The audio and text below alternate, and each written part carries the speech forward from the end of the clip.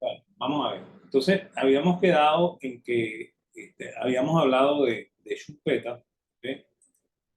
Que así es como se pronuncia, ¿no? En austríaco es Schumpeter, ¿ok? Y en alemán Schumpeter, ¿ok? No es Schumpeter como dice mucha gente, como también decían mis profesores, ¿no? Que no es inglés, ¿ok? Entonces, bueno, yo había comentado que él era el alumno favorito de von Baber, ¿no? Y este es Ludwig von Mises, que también fue alumno de von Baber, ¿ok? Pero von Baber como que no le tenía aprecio, ¿no? ¿Ok? Eh, y de hecho, ambos se odiaban intensamente, ¿no? O sea, Mises y Schumpeter, ¿ok? Este, eh, Zanotti, que es un buen amigo, siempre dice que eso fue odio a primera vista, ¿no? Desde el primer día se odiaron, ¿no? ¿Ok? Creo que ambos se daban cuenta de la capacidad intelectual del otro, ¿no? Entonces, bueno, este es Schumpeter, pero este es Mises cuando era un hombre relativamente joven, ¿ok? Este, Hay fotos mucho más viejas de él, ¿ok? Este, Él nace en una población del imperio, ¿ok? Que pertenece a Ucrania, ¿ok? O sea, que pertenece a la antigua Galicia, en, en el argot del imperio austrohúngaro. Esa ciudad se llama Lamberg. ¿Ok? Se llama Lamberg en la época en la que nace von Mises, ¿ok? Es la actual ciudad que se llama así, LBIB, ¿no? Libre, creo que se pronuncia eso. Y eso fue una de las primeras ciudades que invadieron los rusos cuando entraron a Ucrania, ¿no? O sea que es la parte más cercana a Rusia, ¿no? Y de hecho, parece que von Mises hablaba ucraniano, hablaba ruso, hablaba polaco, hablaba alemán, ¿ok? Y bueno, y entendía muy bien el inglés, ¿no? O sea, era un políglota, pues. Además el francés, ¿no? ¿Ok? Que era el idioma universal en la época en la que él estudió. Y su abuelo era el cobrador de impuestos de Lambert, ¿ok? Me voy a permitir hacerles una anécdota, ¿no? Cuando le entregan la Galicia al Imperio Austrohúngaro, esa la entrega es Catalina la Grande, ¿ok? Eso le pertenecía a Rusia. Y Catalina la Grande decide entregarle la Galicia a los austrohúngaros, ¿no? Y le dice a sus ministros, vamos a entregarle esa población a los austrohúngaros porque eso está lleno solamente de ratas y judíos, ¿ok? Y bueno, y efectivamente Fomices es un judío, ¿ok? Y su abuelo, ¿ok? Era el cobrador de impuestos de todo ese montón de judíos que vivían ahí en la ciudad de Lambert, ¿ok? Y como él hacía un muy buen trabajo, entonces el emperador decide darle un título nobiliario, ¿no? Que es el título de Eldar, ¿ok? Que es como, eh, eh, como varón, ¿ok? Varón de Fomice, ¿no? Entonces él es el primer título nobiliario, pues, ¿ok? Eso no es conde ni duque, ¿no? Como el título más bajito, ¿no?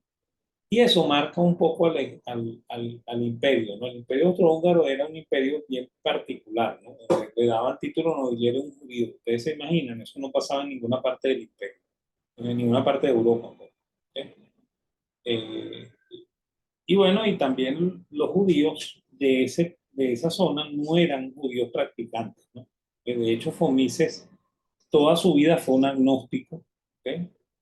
De origen judío, pero agnóstico, ¿no? O sea, que él no practicaba religión alguna, ¿ok? Y es una de las características de los judíos de esta zona. De hecho, los judíos que me enseñaron a hablar alemán a mí, o el poco alemán que yo hablo, porque yo no hablo mucho alemán, ¿ok? el- fueron un húngaro, ¿ven? que se llamaba Mauricio Wiesenthal, ¿ok? Y Mauricio Weissman, perdón, ¿ok? Y un vienés que se llamaba Siegfried Burger, ¿ok? Y ambos decían eso, pues que sus abuelos, ¿ok? Y sus padres no eran practicantes judíos. ¿Ok? Es más, ellos se convirtieron en practicantes judíos por la persecución. ¿Ok? O sea que es un momento en Europa, sobre todo en Austria, en Hungría y en Alemania, en la cual los judíos no son practicantes. Pues. También los hago pensar un poco que el papá de Marx se convierte al luteranismo y bautiza a sus hijos en el luteranismo, ¿okay? Y ellos no saben que son judíos, ¿okay? O sea que el sentimiento era muy generalizado en todas las familias judías de esta época, ¿no? Sin embargo, son familias que están muy preocupadas porque los hijos aprendan, ¿no?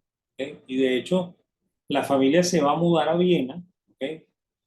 Fundamentalmente movido por la madre de Fomise. La madre de Fomise es una mujer de muchísimo carácter, ¿okay? Y ella tiene dos hijos, ¿no? El mayor es Ludwig y el menor es Richard, ¿okay? En alemán se diría Richard, ¿okay? Entonces, eh, ambos tienen vidas muy separadas, ¿no? ¿Okay? Ludwig es un abogado y economista, ¿okay? Richard es un matemático y físico, ¿okay? De hecho, hay una, ¿cómo se llama? Hay un teorema que descubrió Richard von Mises, ¿okay? Que se llama teorema de von Mises, ¿no? Que se estudia en ingeniería. ¿Okay?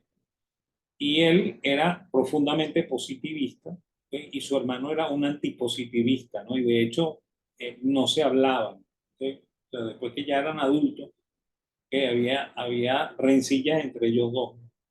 Y cuentan que cuando a Fomises le nombraban al hermano se ponía fúrico, ¿okay? Y decía barbaridades, ¿okay?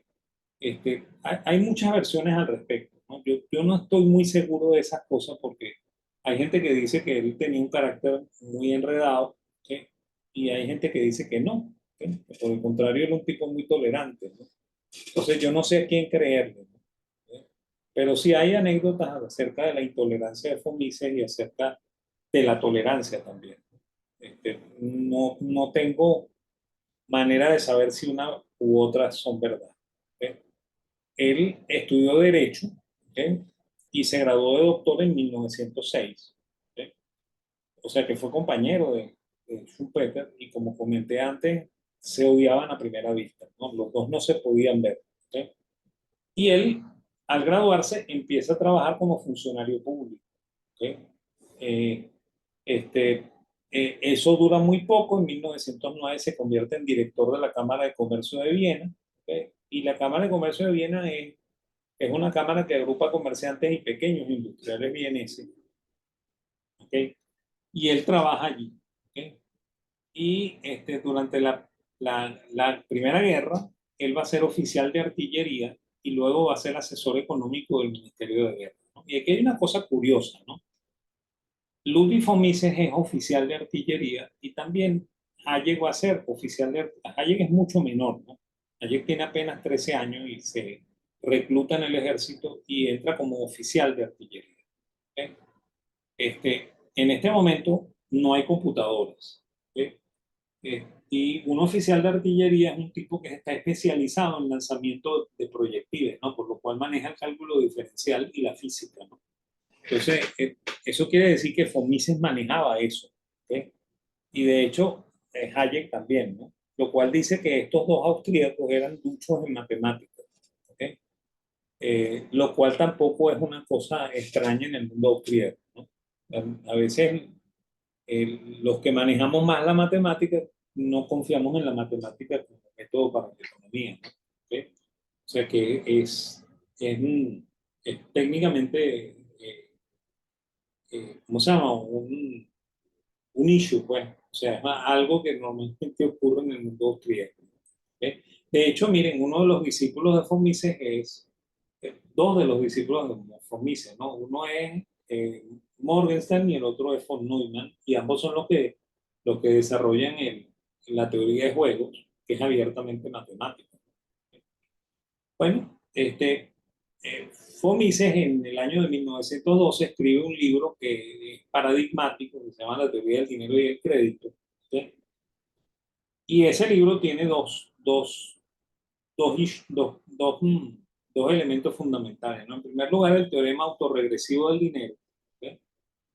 Y en el segundo, no eso que está ahí, ¿no? El primer planteamiento de la teoría del ciclo austríaco, de que esa sí la vamos a ver con calma el martes que viene. ¿Sí?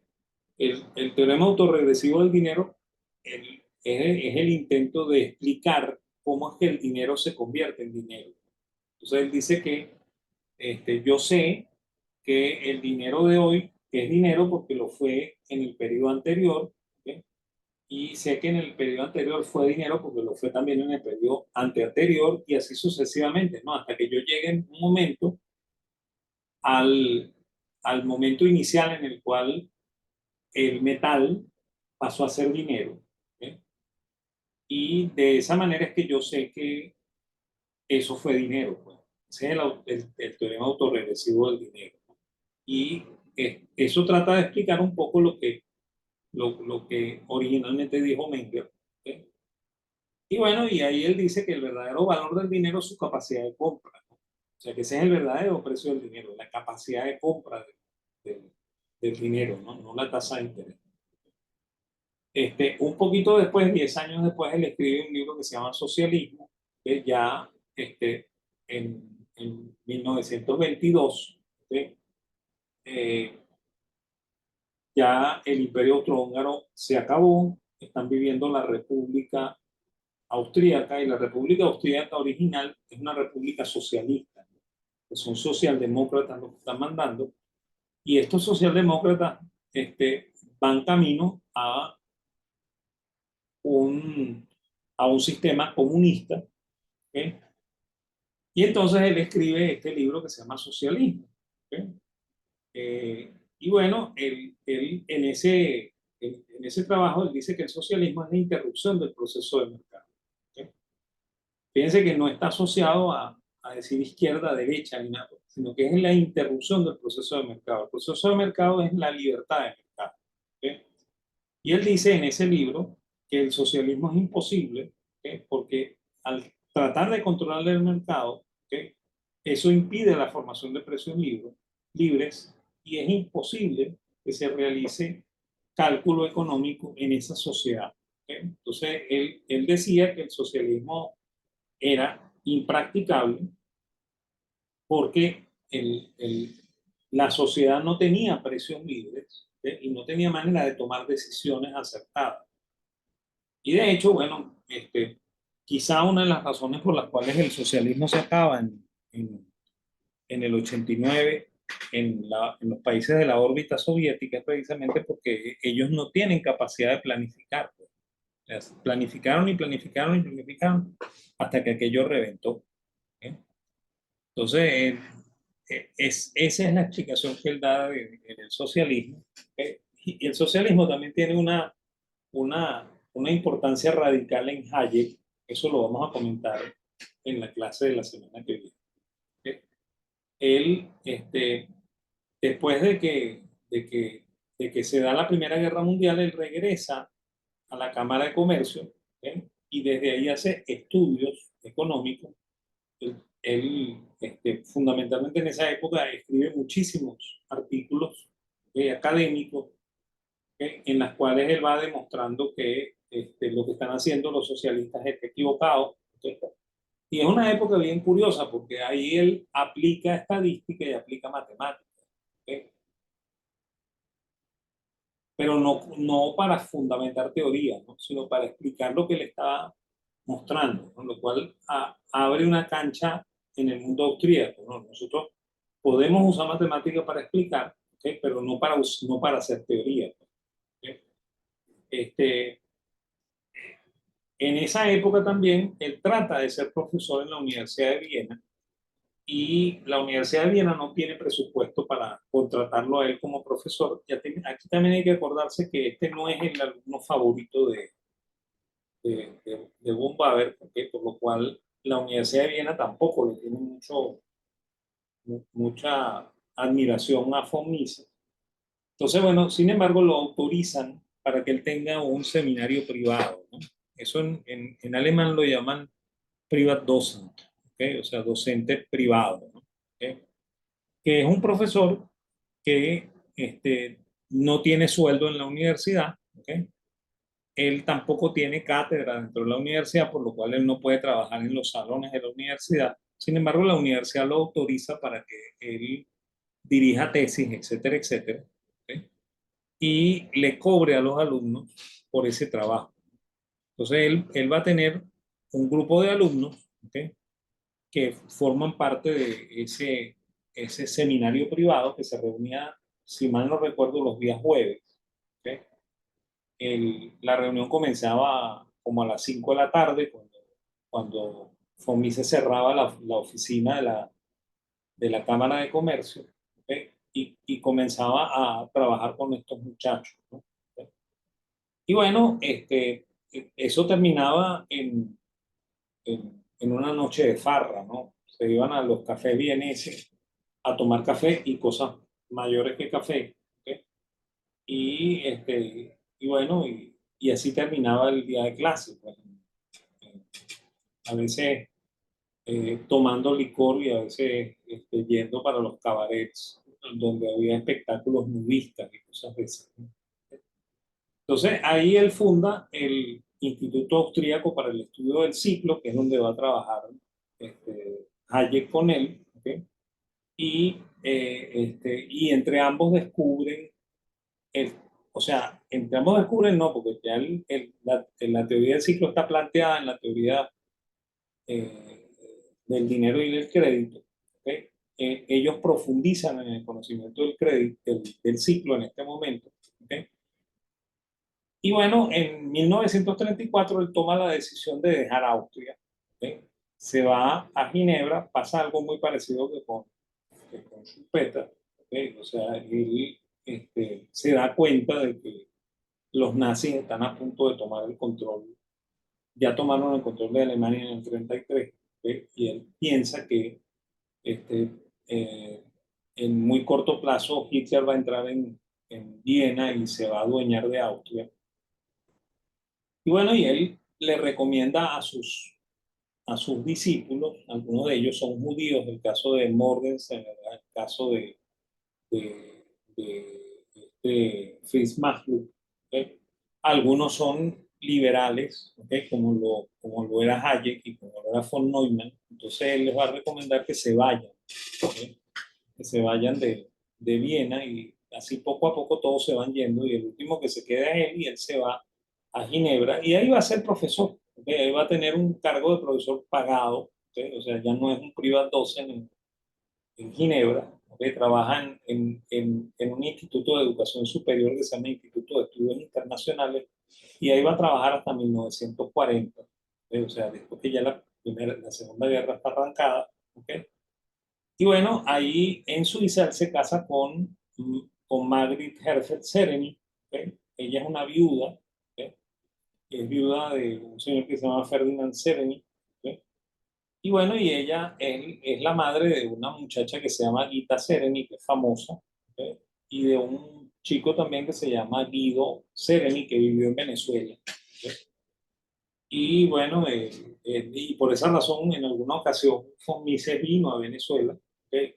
Y por eso es que, por ejemplo, eh, Carlos Rangel y Sofía Inver lo entrevistaron y cosas por el estilo, ¿ok? Y él dio algunas conferencias aquí en Venezuela, ¿ok? Este, pero bueno, él no tuvo hijos, ¿ok? Estos dos muchachos son hijos del señor Sereni, ¿ok? O sea, hijos de la mujer de Mises con el primer marido, ¿ok? Y él se casa con ella después que la mamá muere, ¿no? Yo comenté hace un rato que la mamá tenía un carácter muy dominante como una buena madre judía, ¿ok? Y entonces, bueno, él él va a ser novio por un largo tiempo de Magritte, ¿ok?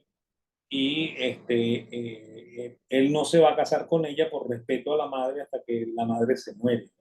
O sea, ahí es que él se casa con ella. Y en 1940, ahí toman la decisión de irse a los Estados Unidos. Es más, de hecho, el que paga el pasaje es Fritz Magluk, ¿okay? Que está instalado en la Universidad de Columbia. Entonces, él le paga el pasaje a Fomises. Fomises hace una travesía bien curiosa. La mujer de él no es judía, ¿okay? Entonces, la señora Margaret se va adelante con los dos hijos, ¿okay? Y ella va a atravesar, igual que Fomises, Francia, que está ocupada por los nazis, ¿okay? Va a atravesar España, en donde manda Francisco Franco, que es un aliado de los nazis, ¿okay? Y que puede deportarlo y mandarlo a Alemania para que lo metan en un campo de concentración, ¿okay? Y también va a pasar por Portugal y ellos se reúnen en el puerto de, de este, no recuerdo en este momento, creo que es el puerto de Oporto, en Portugal, y desde ahí parten hacia Nueva York. ¿Okay? Este, en ese momento también Salazar es el presidente de Portugal, dictador de Portugal, y Salazar también era aliado de Hitler, ¿okay? Por lo cual ahí también lo pudieron haber deportado. ¿Okay?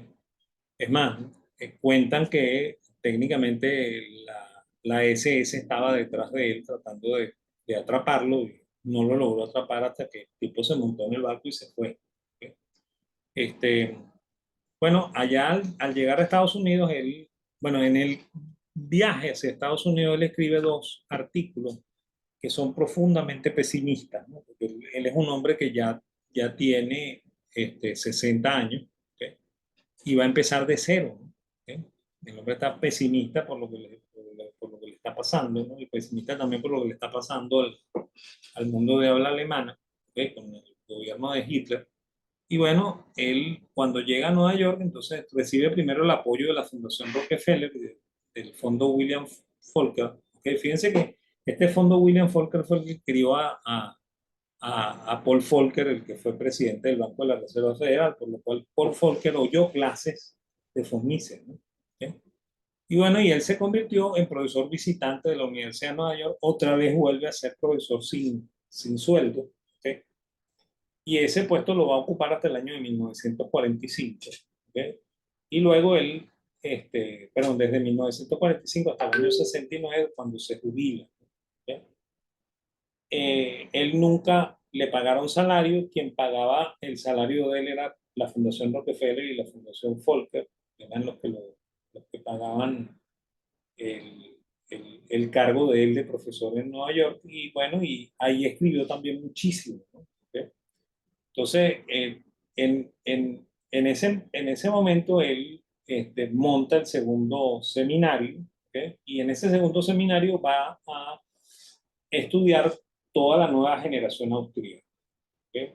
O sea, técnicamente va a ser el maestro de la cuarta y de la quinta generación austríaca.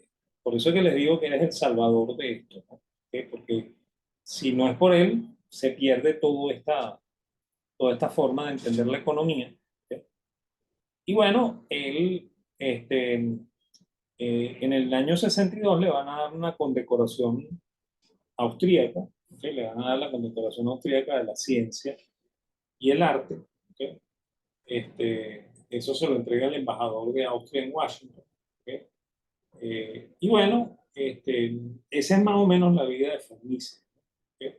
Él tuvo una vida larga, por lo que ven aquí. ¿Okay? Se vivió 92 años. ¿Okay? Y casi que trabajó hasta el último año de su vida. ¿Okay?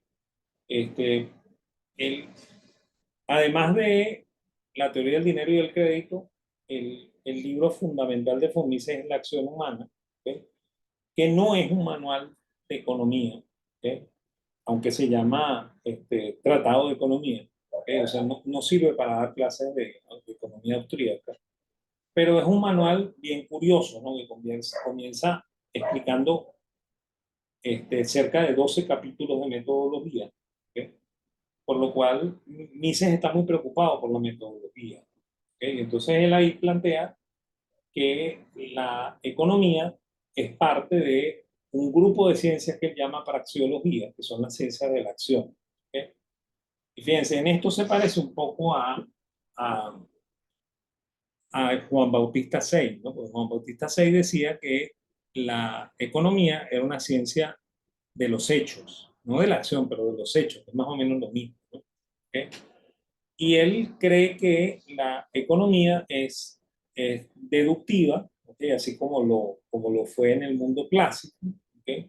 No acepta el, el método inductivo, ¿okay? No acepta el uso de matemáticas para explicar la teoría económica. ¿Okay? Él cree que la economía se debe explicar por deducción. ¿Okay? Y bueno, él dice que esa metodología que él propone, que él llama praxeología, tiene tres construcciones imaginarias. La primera es el estado natural de reposo. ¿Okay? La segunda es la economía de giro uniforme y la tercera es la economía autística, ¿no? O sea, el estado natural de reposo es muy parecido a lo que llamamos el equilibrio general, ¿okay? Que es un estado de nuevo imaginario, ¿okay? Porque no se alcanza nunca, eso decimos los austríacos. ¿Okay? Hay una tendencia a que eso se trate de conformar, pero nunca se conforma. ¿No? ¿Okay? La economía de giro uniforme es, la que es, el, es, el, es el estudio del, de, de la economía suponiendo que yo mantengo las cosas constantes, suponiendo un ceteris paribus, ¿okay? Y voy moviendo las variables, ¿okay? Poco a poco hasta que logro deducir cómo se comporta la economía. Y la economía autística, que es el caso también hipotético de, de, de Robinson Crusoe, ¿eh? De un tipo que está solo, ¿eh? y, que, y que comienza a hacer acciones económicas. ¿No? ¿Okay? Entonces, ese es el método que él dice que funciona en economía. ¿Okay? Y bueno, y una vez que añadimos a esto el dinero, entonces se empiezan a formar precios monetarios, ¿okay? Y entonces ahí surge una segunda forma de entender la economía, que es lo que llamamos la cataláctica, ¿okay? Que es el estudio del mercado propiamente tal, ¿okay? Con cálculo económico, ¿okay? O sea, con la utilización de precios monetarios. ¿Okay? Entonces, eso es lo que piensa Fomise. ¿Okay? Y bueno, y con eso terminamos la clase de hoy. ¿Okay? Yo la semana que viene, el día martes, ¿okay? Voy a meterme con Hayek, ¿okay? La teoría del ciclo y la, la diatriba entre Hayek y Keynes, ¿okay? Con lo cual estaríamos casi listos para terminar toda la parte teórica de esto, ¿no? Me faltaría solamente añadir a eso qué es lo que pasa con el mundo moderno austríaco. ¿Okay? Eso creo que lo podemos dar en una clase así como esto el miércoles de la semana que viene, no sé, ¿okay? O miércoles o jueves de la semana que viene. ¿Okay? Entonces, bueno, si tienen preguntas, con gusto, y si no, bueno, gracias.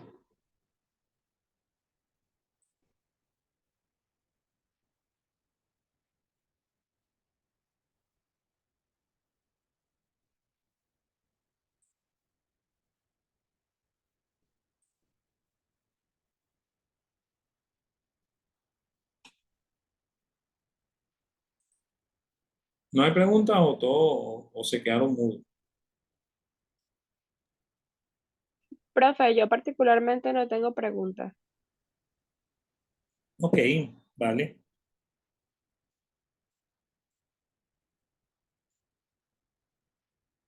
Bueno, ok. Entonces, bueno, más tarde, Todo en orden. ok, más tardecito yo les mando los links de los dos videos estos y les mando la presentación esta, pues. Ok. Y bueno, nos vemos el martes que viene, pues. Ok. Vale, profe, gracias. Que Ok, pasen feliz profesor, muchas noche. gracias. Vale, pues. Ok, que les vaya muy bien.